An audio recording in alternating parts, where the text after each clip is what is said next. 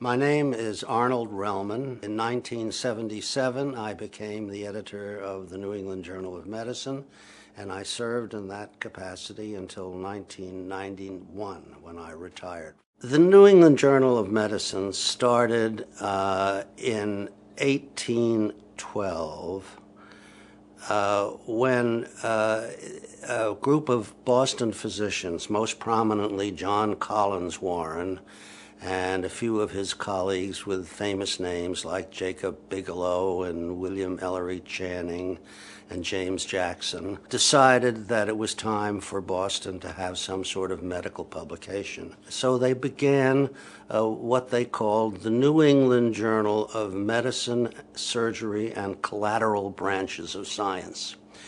And it was published in a very leisurely way when they gathered material, roughly quarterly. There were no deadlines. They just gathered all sorts of information from abroad and locally and published in a leisurely way.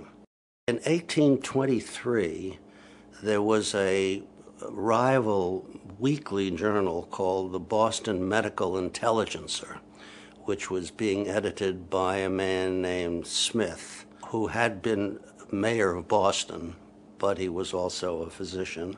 And it fulfilled an important need. It was almost the only written record of medical events, news events, and also professional developments that physicians of that day had. They combined with the Medical Intelligencer, and in 1828, they changed the name of their journal to the Boston Medical and Surgical Journal, and they began to publish weekly. Up until then, they'd been publishing roughly quarterly. It was continued as a private journal all through the 19th century until World War I, when they began to have financial difficulties. And finally, in 1921, they indicated that they would be happy to be bought out by the Massachusetts Medical Society and become the official organ of the society. And so after a lot of discussion and back and forth, it was decided that for the sum of $1, the Massachusetts Medical Society would purchase the Boston Medical and Surgical Journal. Now, the interesting thing about that is that to the best of anybody's knowledge, there's no record of that dollar having ever been paid. But obviously, that's water over the dam, and the society and the journal have lived comfortably and productively together, not worrying about that $1. 100 years after the Boston Medical and Surgical Journal became a weekly, the editor, who, by the way, was an extraordinary man named Walter Bowers, decided that the time had come for the Boston Medical and Surgical Journal to expand its horizons and no longer be a local publication of interest only to Boston physicians. It ought to interest all of New England physicians. And in 1928, they changed the name to the New England Journal of Medicine. Now, in those days, there were no clinical trials, there were no randomized controlled trials, and clinical epidemiology had not been born, so there were no such studies. It was mostly anecdotal, personal experiences, which doctors wanted to share with one another. They wanted to know what was going on in Europe, and there would be reports from Europe, and they wanted to know about the professional experiences of other doctors, and that was the only source of information that practicing physicians could get. Robert Nye became editor in 1937, and he was editor until 1947.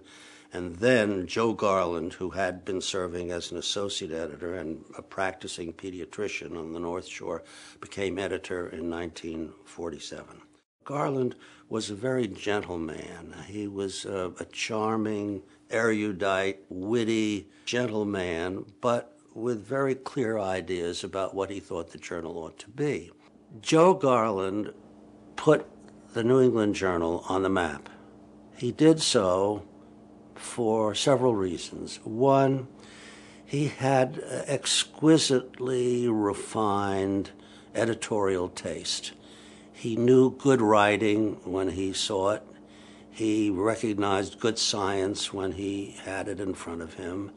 And he had uncompromisingly high standards. Yet, he was very gentle. It was impossible to get angry at Joe Garland when he told you that your manuscript wouldn't quite make it. Please send it somewhere else or revise it. Joe made the journal into a major national and international publication. And as the circulation under Joe Garland quadrupled from 25,000 to 100,000. Franz Ingelfinger was generally considered to be the leading gastroenterologist of his day, and he succeeded Joe Garland as editor in 1967. He was an unusual person, ideally suited to the task of running that journal. Highly intelligent, incredibly hardworking, a stickler for detail, totally honest, never a charming man, a charismatic man, but never hesitated to tell people the truth. He never would tell somebody that they had written a good piece, a good manuscript, when he thought it was terrible. He would tell them quite honestly what he thought and why, and he would expect things to improve. Franz Ingelfinger, when he was editor, promulgated a general rule known as the Ingelfinger rule, and that was that the journal would not consider for publication any material that had been published in any significant detail or communicated in any significant detail anywhere else, either verbally, in the news media, or in other medical or non-medical publications. He made a lot of changes in the journal. He established the sounding board as a feature of the journal. People would write opinion pieces. He first appreciated the need for a national correspondent who would deal with developments on the national scene in healthcare. And he appointed a very prominent newspaper reporter by the name of Dan Greenberg as the national correspondent. Franz persuaded Lewis Thomas, who was a professor at NYU and a very distinguished scientist and writer, biological philosopher. He persuaded Lou Thomas to begin to write a series called Notes of a Biology Watcher, which were enormously popular. During Franz's time, the journal's circulation soared from roughly 100,000 to about 175,000. Then something tragic happened. Franz Ingelfinger, who was probably the world's leading authority on diseases of the esophagus and knew the natural history of adenocarcinoma of the esophagus better than anybody, succumbed to that disease. And he wrote a very interesting article called Arrogance, which was published posthumously in the New England Journal, describing his experiences. The message of that article is as true today as it ever was. Doctors should not be their own physicians. And when you're really sick as he was, you have to trust the judgment of someone who has your best interests at heart. The journal is looking back on an extraordinary 200 years. The journal is the oldest continuously published medical journal in the world, and by general agreement, the most successful. When the journal first began in 1812, the profession needed to have something that held it together, that doctors could read at their leisure, and that's what they did. It's written for physicians to keep them abreast, A, of important scientific developments, also important political and social developments, and it binds doctors together. That's what a general medical journal should do.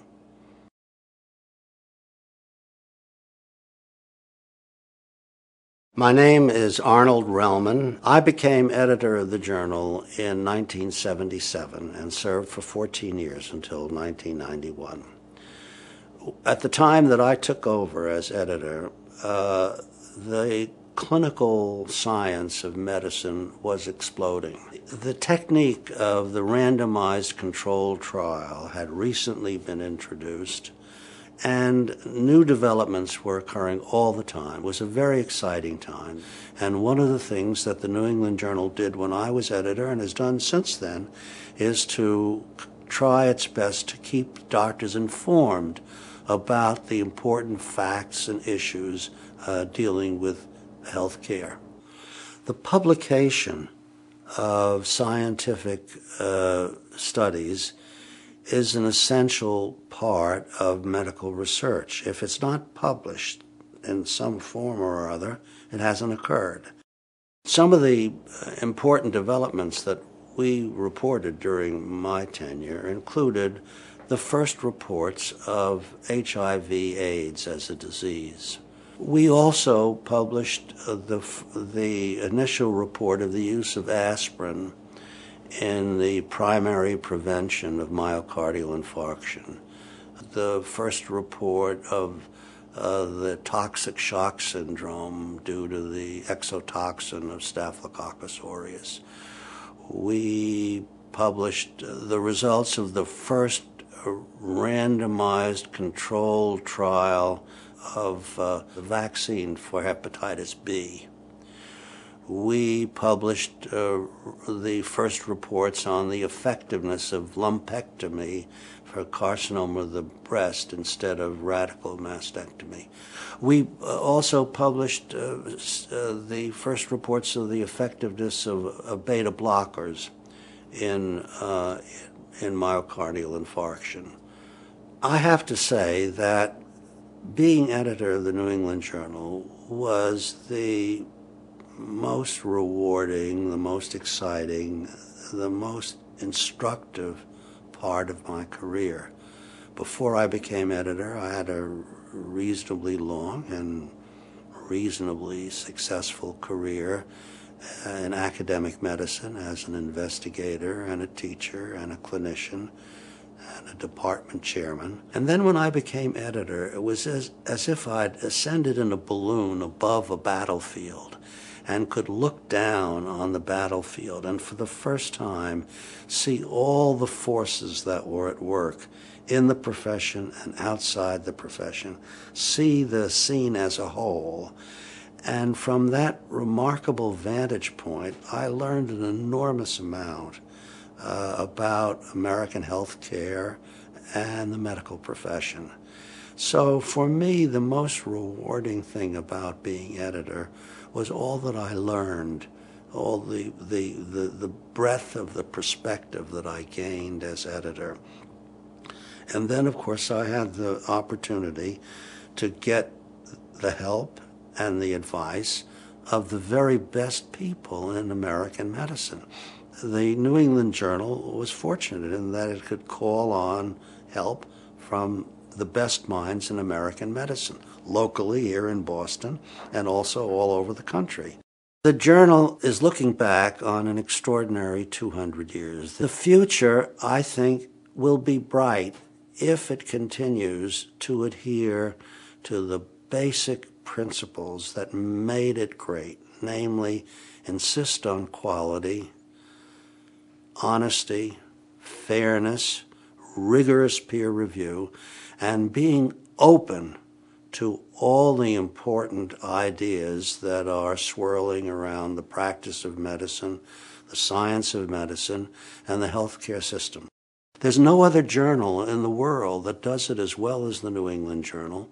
General medical journals are unique in that way, and if the New England Journal keeps on doing what it is doing best, no matter what the technology is, it will always remain at the top of the list.